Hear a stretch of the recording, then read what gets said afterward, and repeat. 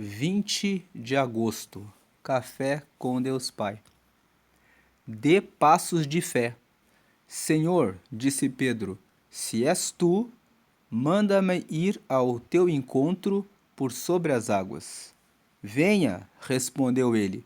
Então Pedro saiu do barco, andou sobre a água e foi na direção de Jesus. Mateus capítulo 14, versículos 28 e 29.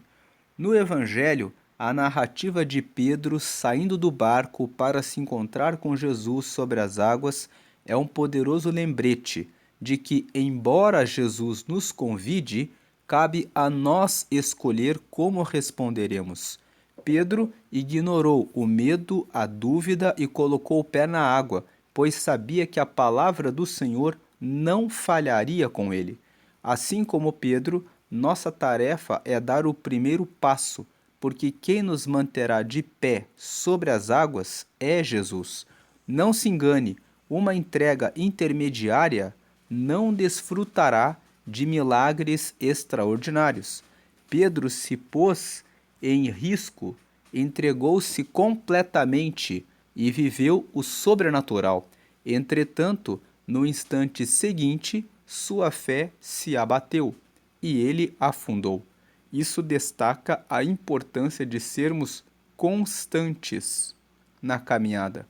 Fique atento, pois o inimigo tentará abalar sua fé.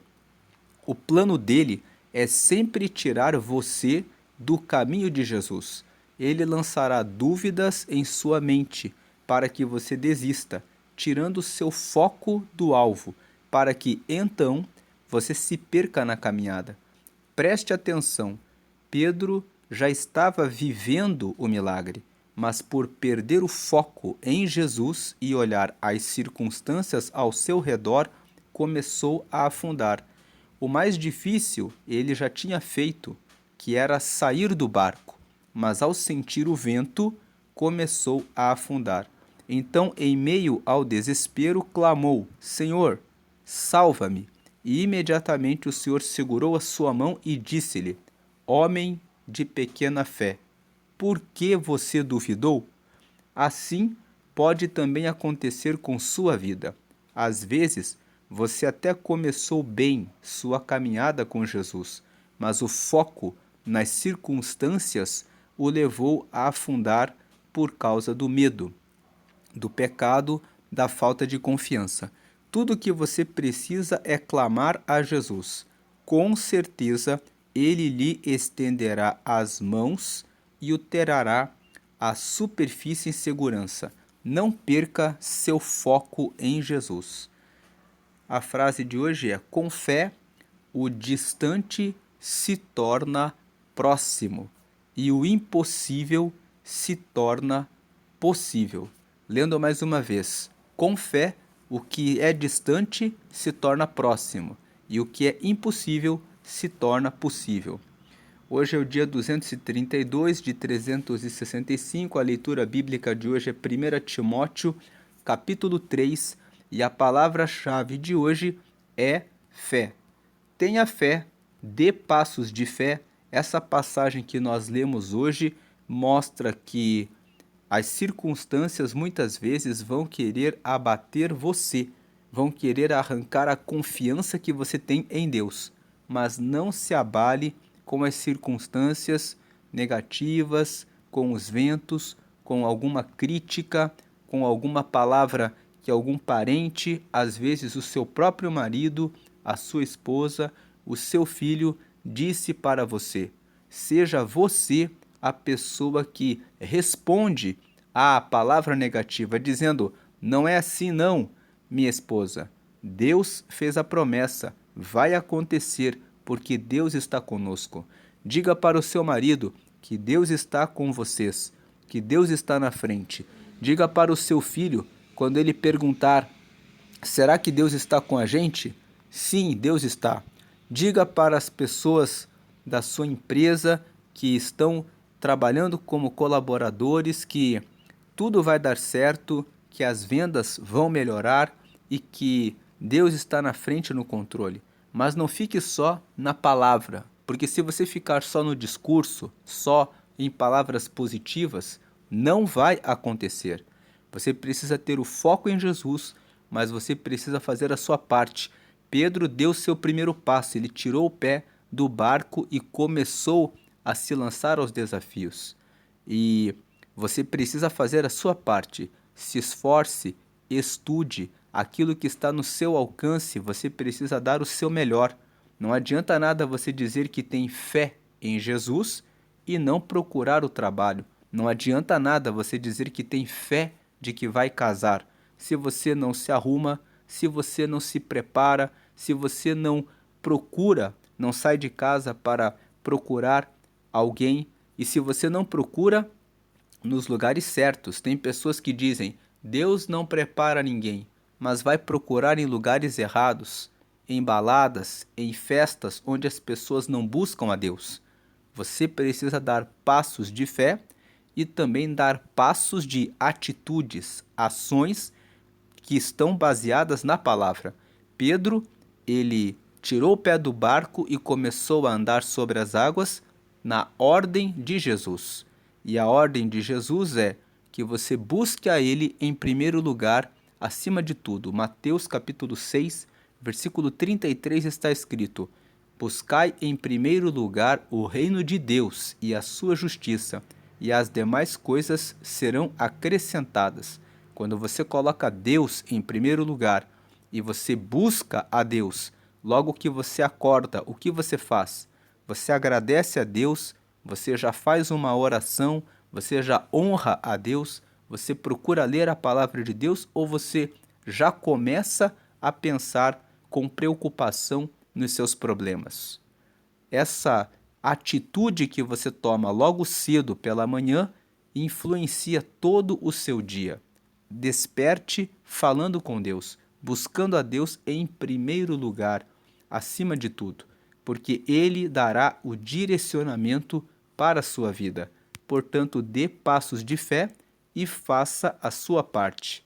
Existe um livro que se chama Hábitos Atômicos, do James Clear. E nesse livro ele fala que nós precisamos prestar atenção nas pequenas coisas do dia a dia. Por isso que o nome do livro é Hábitos Atômicos. Você quer aprender um novo idioma? As pessoas falam, é muito difícil, porque as pessoas querem estudar 10 horas de uma língua e depois não estudam mais. Mas sabia que se você realizar um estudo de 17 minutos todos os dias de uma língua, você, em 1 ano ou 2 anos, você está falando muitas coisas daquele idioma e pode até viajar para aquele país? 17 minutos, mas diários.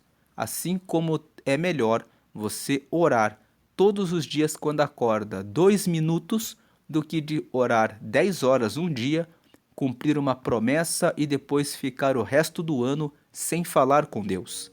Fale com Deus logo pela manhã, nas refeições, agradeça a Deus. Quando você entrar no ônibus, no carro, no avião, agradeça a Deus, peça a Deus, dá livramento de todo tipo de acidente. Quando você estiver numa reunião, peça a Deus, esteja comigo. Quando for a uma entrevista de trabalho, Deus é o Senhor que tem a melhor porta. Coloque Deus em todos os momentos, mas de maneira constante. E assim você vai fazendo pequenas orações, mas para tudo que você fizer. E em todas as decisões que você tiver que tomar. Isso faz com que toda a sua vida, no pouco a pouco, esteja com Deus. Quando você chega no final do dia, agradeça e no dia seguinte continue dando passos de fé e naquilo que você precisa fazer e procure melhorar. Esse livro, Hábitos Atômicos, também fala que você deve fazer as coisas de maneira constante, em pequenas horas, e a cada dia você deve melhorar 1%. Então, aquilo que você faz todos os dias, que você está como seu objetivo, procure fazer um pouco melhor, 1%. Só 1%, mas de maneira regular, constante, diariamente, vai fazer que você alcance os seus objetivos, colocando sempre Deus em primeiro lugar. Deus abençoe. Vamos ler aqui mais uma vez essa frase final. Com fé, o distante se torna próximo e o impossível se torna possível. A palavra-chave de hoje é fé. Terminamos a leitura do Café com Deus Pai e agora vamos fazer a leitura bíblica, que é 1 Timóteo, capítulo 3. 1 Timóteo, capítulo 3. Vamos lembrar que essa carta se chama 1 Timóteo porque foi escrita por Paulo. Paulo escreveu 2 cartas para Timóteo. Ele escreveu as cartas para Timóteo, que era um discípulo dele, que depois se tornou um pastor, que ficou na cidade de Éfeso, ajudando na obra de Deus. E aqui no capítulo 3, Paulo fala para Timóteo o seguinte: este ensinamento é verdadeiro. Se alguém quer muito ser bispo na igreja, está desejando um trabalho excelente. 2. O bispo deve ser um homem que ninguém possa culpar de nada. Deve ter somente uma esposa, ser moderado, prudente e simples. Deve estar disposto a hospedar pessoas na sua casa e ter capacidade para ensinar. Versículo 3. Não pode ser chegado ao vinho, nem briguento, mas deve ser pacífico e calmo. Não deve amar o dinheiro. 4. Deve ser um bom chefe da sua própria família e saber educar os seus filhos de maneira que eles lhe obedeçam com todo respeito. 5. Pois se alguém não sabe governar a sua própria família, como poderá cuidar da igreja de Deus? Versículo 6. O bispo não deve ser alguém convertido há pouco tempo. Se for, ele ficará cheio de orgulho e será condenado como o diabo foi. 7. É preciso que o bispo seja respeitado pelos de fora da igreja, para que não fique desmoralizado e não caia na armadilha do diabo. 8.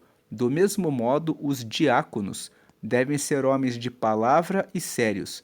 Não devem beber muito vinho, nem ser gananciosos. 9. Eles devem se apegar à verdade revelada da fé e ter sempre a consciência limpa. 10. Primeiro, devem ser provados e depois, se forem aprovados, que sirvam à igreja. 11. A esposa do diácono também deve ser respeitável e não deve ser faladeira. Ela precisa ser moderada e fiel em tudo. 12. O diácono deve ter somente uma esposa e ser capaz de governar bem os seus filhos e toda a sua família. 13. Pois os diáconos que fazem um bom trabalho conquistam o respeito dos irmãos na fé e são capazes de falar com coragem sobre a sua fé em Cristo Jesus. 14. Escrevo essas coisas a você, esperando ir vê-lo logo. 15. Mas se eu demorar, esta carta vai lhe dizer como devemos agir na família de Deus, que é a igreja do Deus vivo, a qual é a coluna e o alicerce da verdade. 16. Sem nenhuma dúvida, é grandiosa a verdade revelada da nossa religião. Essa verdade é a seguinte: ele se tornou um ser humano, foi aprovado pelo Espírito de Deus, foi visto pelos anjos, foi anunciado entre as nações, foi aceito com fé por muitos no mundo inteiro e foi levado para a glória. Paulo, nesse último versículo, está falando para Timóteo sobre Jesus. Ele está dizendo: não há dúvida nenhuma que a grande verdade revelada da nossa fé é que Jesus veio em carne. Ele era Deus e ele veio e se transformou num ser humano. Ele foi gerado do Espírito Santo no ventre de Maria para nascer como humano, para aqui na terra morrer por nós. Ele foi aprovado pelo Espírito de Deus. Ele foi visto pelos anjos e ele foi anunciado entre as nações. Ele foi pregado entre todos os povos. E ele foi aceito com fé por muitos no mundo inteiro e foi levado para a glória. Hoje, Jesus está na glória e hoje Ele quer trazer a salvação para todos os que receberem Ele como Salvador. Você já recebeu Jesus como Salvador? A palavra de 1 Timóteo, no capítulo 3, fala a respeito da forma como os bispos, que no caso são os pastores, são os líderes religiosos, e os diáconos. Os diáconos são aqueles que servem dentro da igreja, servem ajudando durante a realização dos cultos, recebendo as pessoas na portaria, derramando distribuindo a ceia no dia da ceia do Senhor e colaborando com as atividades do apoio das pessoas, trazendo estudos bíblicos também, fazendo visitas nas casas, nos lares. Esses são os que são os apoiadores da obra, como eles devem ser. E no final, ele fala a respeito de Jesus. Jesus, ele veio em carne, ele assumiu a forma humana e morreu, para que todos os que o receberem sejam salvos. Se você quer ser um filho de Deus, você precisa aceitar a Jesus como teu Senhor e Salvador. E se você quer essa graça, faça essa oração comigo. Diga assim: Senhor Jesus, eu te recebo como meu único Senhor e Salvador. Escreve meu nome no céu, no livro da vida, e me dá o teu Espírito Santo para me guiar até o céu. Amém. Nessa pequena oração, você disse que Jesus é o teu Senhor, que Ele é o teu Salvador. Então você reconhece que Jesus é aquele que governa a sua vida a partir de hoje e que Ele morreu por você, por isso Ele é o que te salva. Então os teus pecados agora estão perdoados. Agora você é um filho de Deus e o teu nome está escrito lá no céu, no livro chamado Livro da Vida, que é um livro onde estão os nomes dos que receberam Jesus e têm entrada no céu. Você pode confirmar as informações sobre o livro da vida lendo Apocalipse capítulo 20. Lá está escrito que no dia em que Jesus voltar e fizer o julgamento final, ele vai abrir o livro da vida. Os que estiverem lá entrarão no céu, e os que não estiverem serão julgados pelo livro das obras, onde serão reveladas todas as obras que foram praticadas aqui na terra antes da pessoa ser condenada. E você recebeu o Espírito Santo. Ele agora está em você. Quem é o Espírito Santo? É a terceira pessoa da Trindade e você vai saber que ele está com você, porque quando você estiver para fazer algo errado, você vai sentir uma voz interna.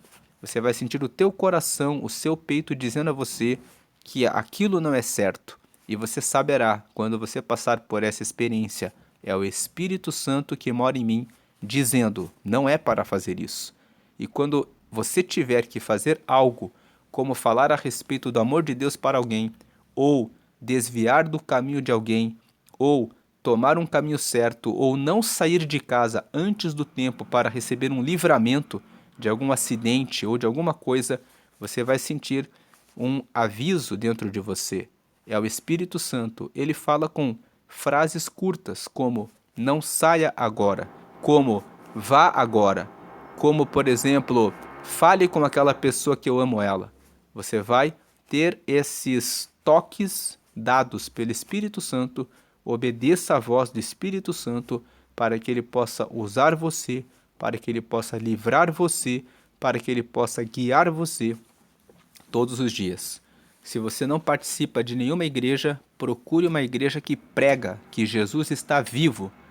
Saia das igrejas que pregam que é necessário orar para uma imagem de escultura ou para algum santo. A palavra de Deus condena isso. No Salmo 115 está escrito que as imagens, elas têm olhos, mas não veem, têm boca, mas não falam, nariz, mas não cheiram, ouvidos, mas não ouvem, mãos que nada fazem e pés que não andam. O Senhor está vivo e você deve orar exclusivamente para Jesus. Ele ensinou: tudo o que vocês pedirem em meu nome, eu falarei ao Pai, e o Pai assim fará, para a alegria vossa. Então, quando você tiver que pedir alguma coisa, ore diretamente para Jesus. Ele é o único que tem comunhão direta com o Pai. Procure uma igreja que prega essa verdade e siga no batismo nas águas e na participação da ceia. No batismo das águas, você entrega a sua vida e deixa os pecados lá. Quando você sai das águas batizado em nome do Pai, do Filho e do Espírito Santo, você está ressuscitando para ser uma nova pessoa que vai seguir a Jesus. Sobre o batismo e a sua importância, leia João, capítulo 3, versículo 5. E depois que você está batizado, você deve participar da ceia, aquela reunião em que um pão é partido entre todos e um cálice com suco de uva é distribuído entre todos. O pão representa o corpo de Cristo que morreu por nós, e o cálice representa o sangue de Jesus que purifica do pecado. Quando você participa da ceia, você recebe força espiritual e purificação dos pecados. E toda vez que você participa da ceia, você está lembrando: Jesus me deu salvação e me perdoou. E um dia ele vai voltar e vai me buscar para eu estar com ele para sempre. Deus abençoe a sua vida. Siga sempre Jesus, hoje e sempre. Amém.